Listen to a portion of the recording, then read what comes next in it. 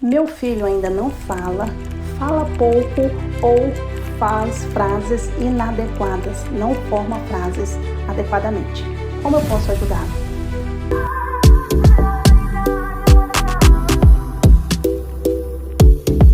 Aqui nesse vídeo vamos explicar sobre comunicação e fala. E antes de iniciar o vídeo, eu quero convidar você a se inscrever no canal, caso ainda não esteja inscrito.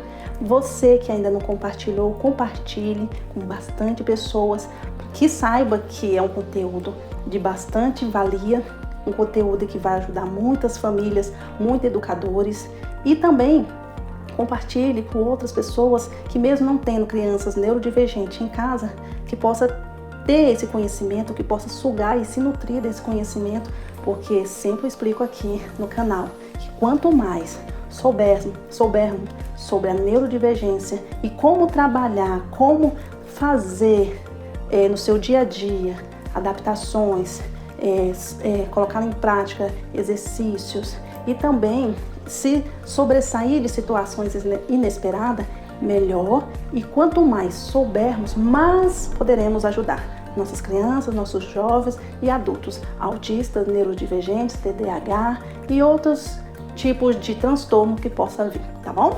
Então, se inscreve, não deixe de se inscrever, de compartilhar e dar o seu joinha. Vamos iniciar então com o nosso tema de hoje: fala e comunicação.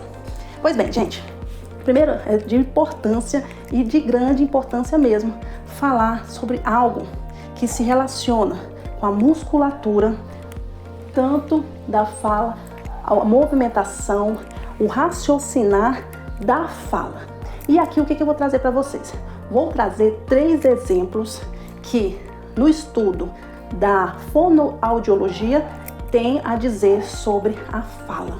Primeiro eu vou falar sobre a apraxia oral.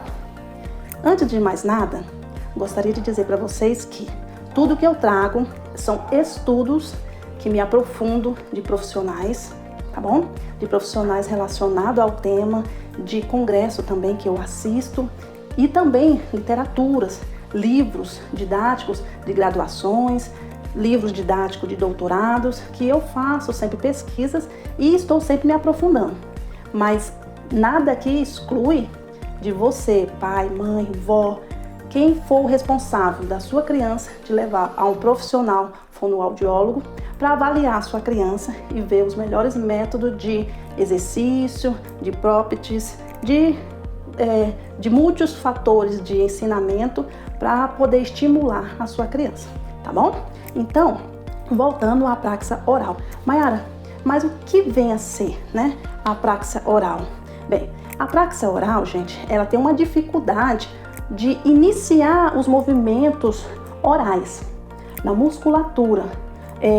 A língua fica meia... Você vai começar a observar que quem tem a apraxia oral, ela é como se a língua estivesse dormente.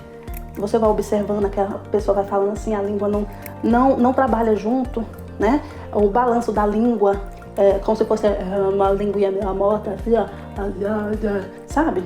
Os movimentos dos lábios, por exemplo, o lábio. Quando você pede para a pessoa te mandar um beijinho, a pessoa não consegue mandar esse beijinho, fazer esse movimento com os lábios, certo? Ela também não consegue sorrir quando você pede, dá um sorriso. Não consegue, sabe aquela carranca? A pessoa fica aquela carranca. Dá um sorriso. Aquela assopra. A pessoa não consegue assoprar, fazer o movimento de assopro. Não consegue. Então você vai começar a notar daí. Vai começar a notar que ela tem uma dificuldade na musculatura, certo? Na hora de comer a comida, o mastigar, parece que a pessoa só está amassando a comida assim. Só está amassando a comida e engolindo. Por isso que a grande maioria tem preferências com comidas pastosas ou líquidas. Ela não consegue deglutinar, não consegue fazer esse... Parece que alguma coisa trava. E eles também colocam muita comida na boca, fica aquela boca cheia. E fica um tempão. Aí parece que tá esperando vir a salivação e ficar aquela comida um pouquinho mais molhadinha, pastosinha, e vai engolindo aos poucos. Então, daí vocês têm um pouquinho da noção do que é a apraxia oral. E por que ocorre a apraxia oral, gente? Vou explicar. O nosso cérebro, ele não leva as informações adequadas para que haja o movimento adequado da musculatura. É como se fosse assim, o cérebro, ele manda essa informação de forma falhosa. É uma falha da programação do movimento. O cérebro, ele raciocina.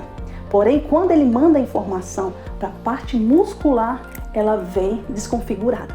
Aqui eu fiz uma aula de um vídeo falando sobre esses movimentos que a gente tem, esses transtornos sensoriais, como o tálamo manda as informações disfuncionais para o cérebro da criança autista e como acontece tudo ao redor, como ela recebe como ela recebe o ambiente, as informações e como vem disfuncional para que ela venha a entender e por que ela tem tais transtornos, tais dificuldades, tais sensibilidades a tudo que ela vem recebendo no externo, tá bom? Então, eu convido você a ver esse vídeo, se você ainda não viu, que você vai entender bastante sobre o que eu tô falando dessa disfunção do cérebro de mandar informações de forma desregulada, desprogramada e faz com que a nossa criança que tem apraxia oral, a nossa criança autista tenha essa dificuldade do movimento da fala, tá bom?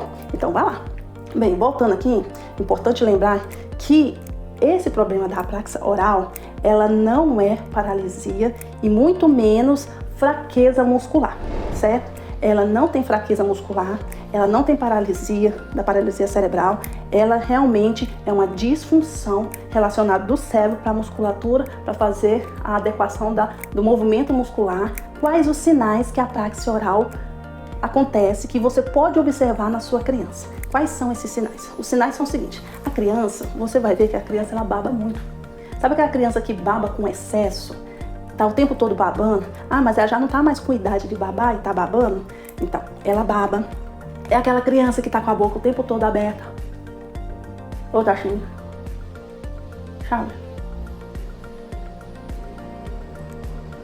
Então, observa. É aquela criança que mastiga, quer dizer, ela não consegue mastigar. Ela faz amassar a comida e engole. E tem dificuldade de engolir, fica tempos e tempos com a comida na boca.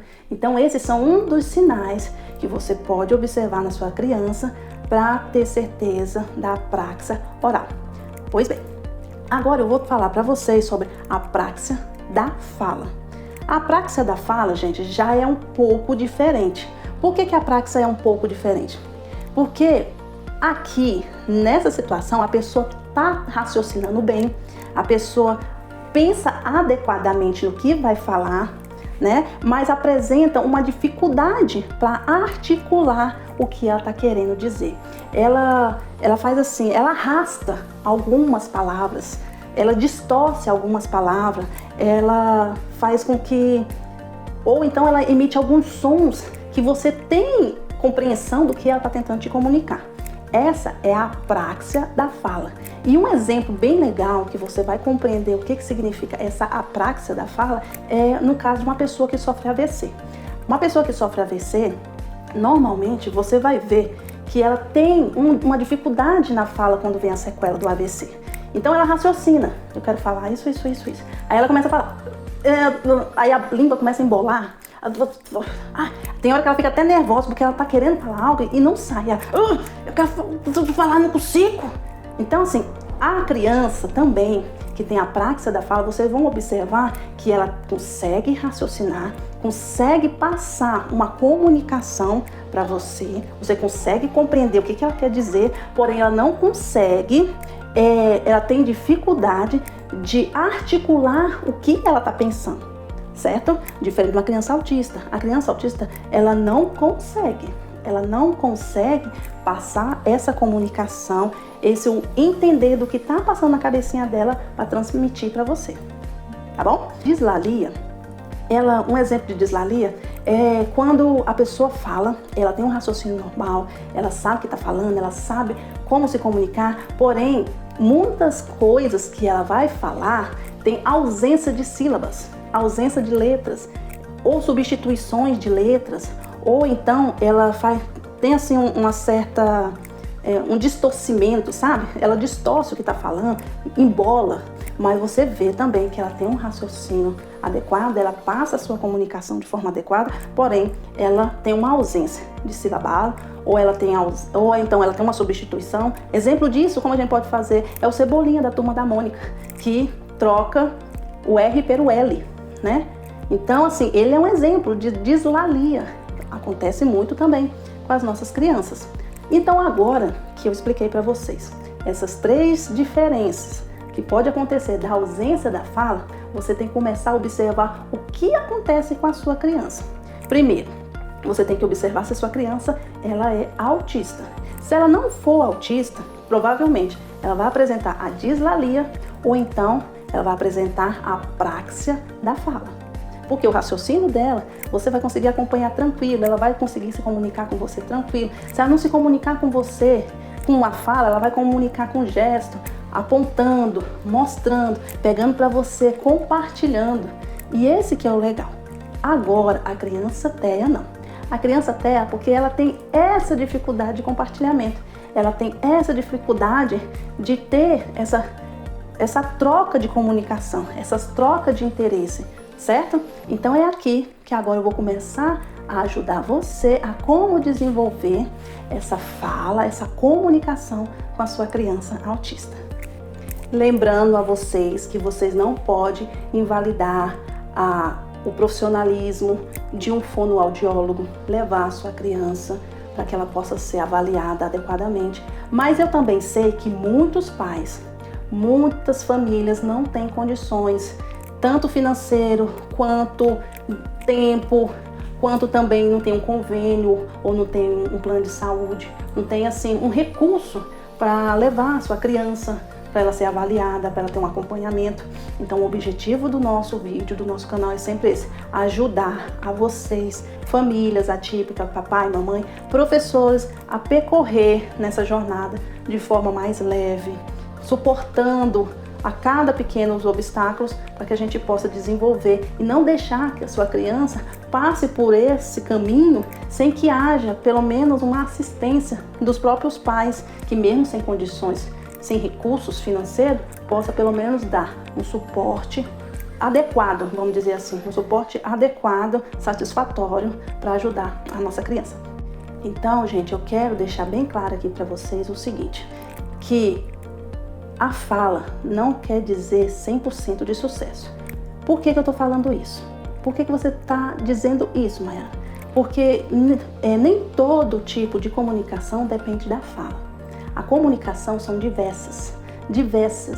Você se comunica com gesto, você se comunica com atividades alternativas, você se comunica de formas apontando, você se comunica com olhar, você se comunica com escritas, tá bom? E não quer dizer que todo mundo que tem transtorno do desenvolvimento que saiba falar, quer dizer que ela saiba se comunicar. Porque é o que mais vemos por aí, são crianças, jovens e adultos que falam perfeitamente, têm uma expressão da fala muito boa, porém elas não sabem se comunicar. O que eu quero dizer? Que você vai observar crianças, jovens e adultos que têm muita ecolalia, quer dizer, elas imitam bastante outras pessoas, os pais, as pessoas mais próximas, faz uma ótima imitação de ecolalia. Porém, ela não se comunica, ela só parece um papagaio, só está ali repetindo. Mas a comunicação não existe uma troca de comunicação, uma troca de interesse, uma troca de pergunta e resposta. Ela não sabe fazer isso. E é aqui que a gente vai começar a aprender como trabalhar com essa criança, com esse jovem, com esse adulto também, tá? A desenvolver mais essa forma de raciocinar, de se colocar como uma pessoa pensante no que está acontecendo e ela se posicionar no seguinte, de não esperar o outro dar a resposta, e sim pensar por ele e responder por ele. Então, como já pegamos aqui, o que são as dificuldades da fala que possa existir, a apraxia, a dislalia, Agora vamos trabalhar com a sua criança, trazer a ela essas perguntas, ela saber responder perguntas, ela saber responder comandos, o que fazer, o que não fazer e como ela agir, não agir, e vamos colocar aqui em prática agora. Eu coloquei umas anotações aqui e eu vou passar para vocês, iniciando na prática. Você já identificou aqui todas as partes, né, que eu tinha falado antes, e agora vamos na prática oral, que é justamente aquela que a gente tem mais dificuldade, porque são as crianças com autismo. Pois bem, o que vamos fazer? Exercício com algo que goste. Exercício com algo que ela gosta. E que exercício pode ser esse, Mayara? Vamos pegar um bloquinho. Sabe aqueles blocos com números? Aqueles bloquinhos de números que tem 1 até o 10 ou então até o 20? Aqueles exercícios é muito bom. Se a sua criança, vamos dizer, que ela gosta muito de números, é um exemplo, vocês podem pegar qualquer coisa que ela gosta. Às vezes ela gosta de dinossauro, às vezes ela gosta do alfabeto, às vezes ela gosta de cores, mas colocando aqui no exemplo dos blocos de números. Quando a sua criança ainda não fala, mas você já vê que gosta de números, você vai mostrar o bloquinho de número e vai pedir para ela falar. Pede para ela olhar para você. Primeiramente, olha pra mamãe, olha a mamãe falando, ó, mostra o bloquinho, fala. Aí, às vezes, muitas das vezes a criança já quer pegar o bloquinho, você não deixa a criança pegar, certo? Você mostra e pede pra ela falar, não, fala, Aí, se ela emitir qualquer som, ou ela fazer, ou então, aí você já parabeniza, muito bem, e dá o bloco pra ela. Isso você vai fazendo com todos os números. 2, a criança vai ficar. Ó, olha a boca da mamãe, ó. 2. A criança, de início, ela vai emitir bastante sons. Se ela não fala, ela vai emitir bastante som. E isso você vai incentivando. Vai chegar um momento que ela vai começar a deixar sair o som. Vai ser aquele 1, 2, 3. E você parabeniza bastante. Lembrando que só entrega quando ela emitir qualquer gesto de comunicação, tá bom? Isso você faz para tudo que for na sua casa. Se ele quiser um suco, você já vai... Suco? Quer suco? Não entrega para a criança, não. Deixa ela falar e só entrega quando ela pelo menos emitir um gesto, uma forma de comunicação, tá bom? E aqui, depois que você começou a fazer esses exercícios, faça sempre, faça todo dia se possível. Você vai começar a colocar todos os dias 9 palavras novas no vocabulário dessa criança. Em especial, palavras de ações. Porque eu sempre bato na tecla com palavras de ações. Porque tudo em nossa volta são ações. Estamos fazendo ações o tempo todo. Estamos o tempo todo movimentando, falando, olhando, passando mandos, pegando, entregando, verbos atrás de verbos. Nossa oratória é o dia inteiro com verbos. Então, você tem que introduzir ações, verbos no vocabulário da sua criança. Mesmo que essa criança não fale, você tem que colocar nas sinapses dela para que ela possa começar a raciocinar o que significa essas ações e que ela possa compreender tudo que está em volta dela, para facilitar tanto na vida dela, no cotidiano, em casa, na escola, com os primos, com os familiares, na rua, no mercado. Você precisa fazer isso para sua criança, certo? Então, 9, todos os dias, 9 palavras novas no vocabulário da sua criança. E como eu vou fazer isso, Mayara? É o que mais a gente tem no nosso dia a dia. Sempre falo aqui no canal. Palavras, o nosso vocabulário é imenso. Ao invés de você falar apenas luz, você fala luminária, lâmpada, acende, apaga, vai falando os opostos, palavras que você vê que tem 2 sentidos. Por exemplo, você vai falar bem assim para ele: quer beber água? Vai tomar água? Beber água? Tá com sede? Coloca todas essas ações, palavras novas, gestos, tudo no vocabulário da sua criança. Especialmente se a sua criança tem muita dificuldade de pronunciar a palavra, coloca gestos corporais, gestos faciais, para que a sua criança possa aprender a gesticular, justamente para o dia a dia dela. Ela vai crescer e vai crescer uma criança que saiba transmitir o que ela deseja. Porque o que mais faz com que as nossas crianças autistas tenham dificuldade de comunicação é justamente isso, porque ela não consegue falar e não consegue transmitir o que ela está pensando, porque ela não fala e também não tem outro gesto de comunicação, tá bom? Aí tem o gesto de comunicação alternativo, mas é onde eu sempre explico. Quanto mais vocês puderem dar entendimento de forma global para sua criança, sem precisar de algo pautável, como um papelzinho, um celular, melhor, porque ela vai saber se sair muito bem em diversos lugares que ela possa frequentar e tiver alguma dificuldade, ela possa sair bem, tá? É bom, continuando aqui. Colocar a criança para observar a sua boca. Acabei de falar aqui para vocês. Observa, faz com que a criança olhe sua boca para ela fazer os movimentos. No início, para a criança que não é falante, demora um pouco, mas ela vai pegando devagarinho. Nos primeiros dias você vai ter um pouquinho de dificuldade porque ela está começando a entender o que você está querendo passar para ela. Mas na próxima semana você vai ver que ela vai ficar mais dentro da atividade, vai ficar mais interativa, vai gostar. Principalmente se você for um pai, uma mãe, uma tia, uma vovó que parabeniza bastante, que reforça de uma forma bem gostosa de trabalhar no exercício, então ela vai amar. E isso é uma das coisas que eu faço com o meu menino e eu vou passar para vocês sempre. É o brincar com a criança de forma que seja um ensino por tentativas discretas. O que é esse ensino por tentativa discreta? É que tudo que você vê à sua volta, você está ensinando a sua criança de forma discreta, sem que ela perceba, sem que seja maçante, sem que tenha que sentar ali e colocar a criança para ficar parada para observar você.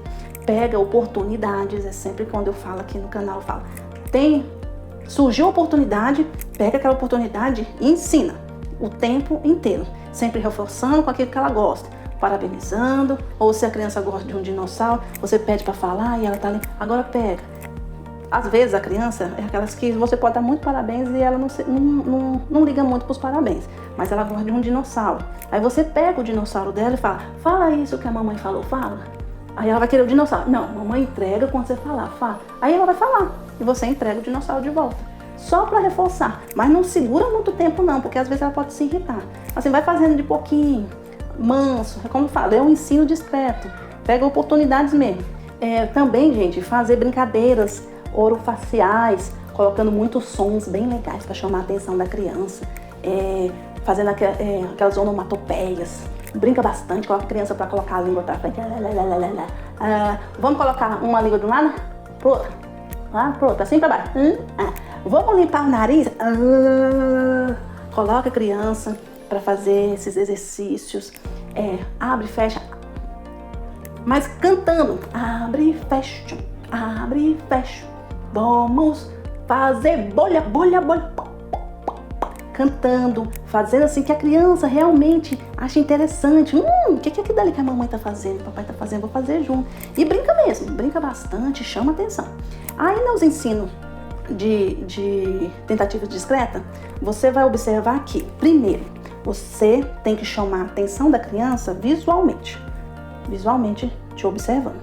A criança tá te observando, baixou a cabeça e fala, olha pra mamãe, olha o que eu tô fazendo, olha pra mamãe, olha. Se a criança baixou, olha pra mamãe, ó. Aí ele vai observando, certo? Não faça nada que a criança não estiver olhando pra você. Criança que tem TDAH, ela observa muitas coisas. Fica. Uma dica pra criança que também tem o TDAH. Se tiver uma cama elástica na sua casa, deixa ele pular um pouquinho a cama elástica, deixa do lado, você está fazendo exercício com ele no orofacial, você deixa ele pular um pouquinho. Se tiver uma cadeirinha de balanço, deixa ele balançar um pouco, ele necessita disso. Aí você deixa, ele vai voltar, você faz mais um pouquinho do exercício e continua. Ele vai sair de novo, vai pular um pouco, vai correr para lá e para cá, ele vai voltar e você continua. É paciência, é devagar mesmo, não fique estressado, tira assim um dia tranquilo, 2 horinhas, 1 horinha, meia horinha. O importante é você estar fazendo o exercício com o seu pequeno, com a sua pequena, tá bom? Não fica frustrado. A gente fica frustrado porque a gente fica raciocinando assim, vou fazer tais e tais e tais exercícios com fulano hoje e às vezes não dá certo, você fica frustrado, a criança não quer fazer aqueles exercícios que você planejou bonitinho para fazer. É assim mesmo, você precisa aproveitar a oportunidade, é assim mesmo, tá bom? E aqui, voltando, você pegou a criança para te observar, traz ela para te imitar. Imitação Observação, imitação. Observação, imitação. Começou, seja no gesto, na fala, tá bom?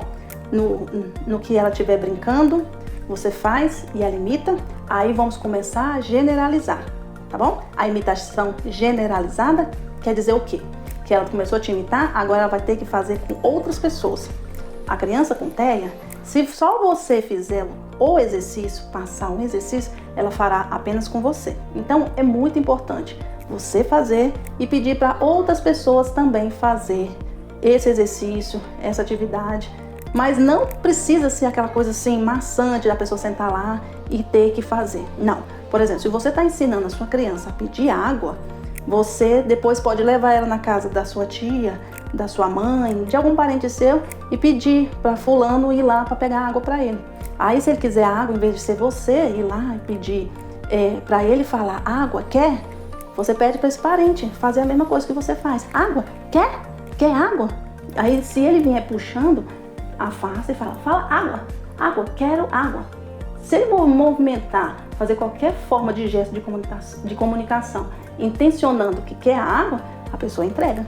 É aí que está generalizando e ele vai começar a generalizar em outras situações, em outros contextos, tá bom? Mas sempre deixo claro, generalizar não é só ficar com aquela determinada pessoa, porque aí ele cria um repertório único somente em casa e nos outros lugares, nos outros ambientes ele não faz, tá certo? Também, o ecoico começou a imitar o ecoico, começou a imitar a sua fala, generalizar o ecoico, como eu acabei de explicar. Do mesmo jeito que a criança fala, quero água com a mamãe, em casa, em outros lugares você vai fazer com que a sua criança peça em outros lugares e outras pessoas possam te ajudar, para generalizar o ecoico, para ele não ficar apenas falando em casa e quando vai para outros ambientes ele entra, muda e sai calado, tá certo? E vamos lá, continuando, né? Agora vamos falar sobre a praxia oral e junto também com a dislalia, que as duas podem caminhar junto e a atividade que eu vou passar aqui para você também trabalha as duas juntas. Na dislalia, eu tinha explicado que tem aquela ausência de fonemas, né? Tem a substituição, assim como o Cebolinha faz, o Cebolinha da Turma da Mônica, tem aquela distorção, aquela bagunça. Então, assim, quando você observar isso na sua criança, que ela tem essas dificuldades, você vai começar a trabalhar um pouquinho mais nessa dificuldade da sua criança. Por exemplo, vamos colocar o exemplo aqui da minha criança. O meu filho, ele tem dificuldade de falar o S de sapo, o S e o Z. Eu sempre faço assim com ele. Aí ele vai pegando a imitação para tentar falar da forma do S. Mas sempre acaba que ele substitui o sapo pelo papo. Aí fica papo. Então eu sempre estou fazendo os exercícios com ele diariamente. E como é que eu faço esses exercícios, Mayara? Bem, o trabalho do som que você vai fazer com a sua criança, naquele som que você vê que a sua criança tem dificuldade, tem ausência, todos os dias você incluir esse som nas coisas que vocês estiverem fazendo.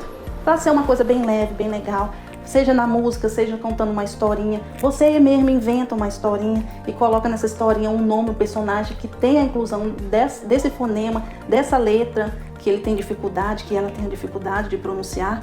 Por exemplo, aqui, como o sapo, eu faço vários sapos, por exemplo. O sapo saltou, o sapo saltou, o sapo saltou, vamos soltar igual o sapo que saltou. Então assim, inventa musiquinhas, sabe? Inventa musiquinhas, mas não fica só na invenção de musiquinha. Faz também os movimentos. O sapo saltou, o sapo saltou, a criança também se movimentar e colocar cada vez mais nas suas sinapses para que ela possa desenvolver cada vez mais e ter as lembranças e a movimentação adequada, porque ela vai começar a cantar também. Aí você fala, igual a mamãe, o sapo saltou, o sapo saltou, o sapo saltou, vamos saltar igual sapo.